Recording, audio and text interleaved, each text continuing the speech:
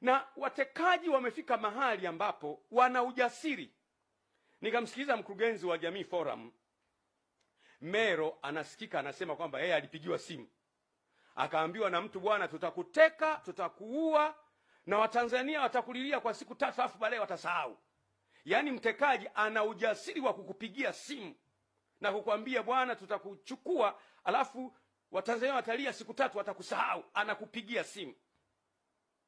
Ndugu zangu, we must wake up. Huu utekaji tunauresist kwa nguvu zote. Mimi binafsi nauresist leo, kesho, wiki ijayo. No, it can't happen in our country. Jambo hili lazima likataliwe. Hatukuliona kule nyuma.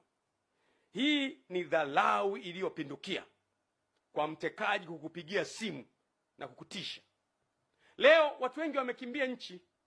Mwanamapinduzi askofu wetu hayupo, wamekimbia. Sikiza nikwambie, kina Mwakipesile wamekimbia, wengi wamekimbia, wako nje. Wengine siwezi kuwataja kwa sababu ya hadhi zao. Maaskofu wa madhehebu makubwa kabisa wamekimbia nchi kwa sababu tu ya kusema sema. Sikiza niwaambie, at least mimi ni kiongozi wa taasisi. Unapokuwa kiongozi, watu wote hawawezi kukubaliana wewe. Hata kwenye taasisi zetu za kimungu kabisa, ni kanisani au ni msikitini, si watu wote watakubaliana na wewe, na pamoja na kwamba ni waumini wako, wakukusema sema wapo. Wengine watakusema kwa sababu za uongo, zitakuuma.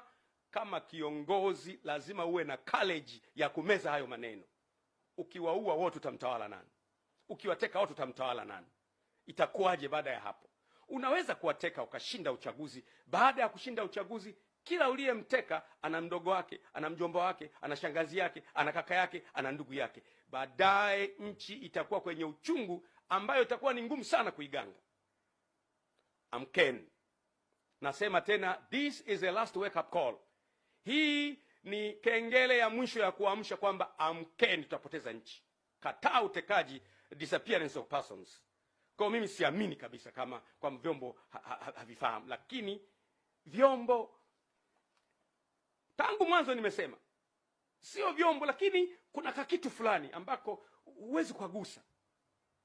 Kwa sababu kuna watu wengine wanapotekwa wanakuja wanaelezea. Kwa mfano, kuna huyo bwana aliyetekwa, yule Satifa nafikiri, ambaye alipelekwa anasema mpaka Katavi, pigwa risasi, akaachwa kule mahali.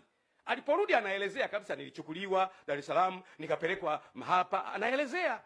Kwa hiyo haiwezekani kwamba watekaji hawa hawafahamiki kabisa. No, wanafahamika. Lakini kwa nini hakuna desperate means za kuwapata? Why?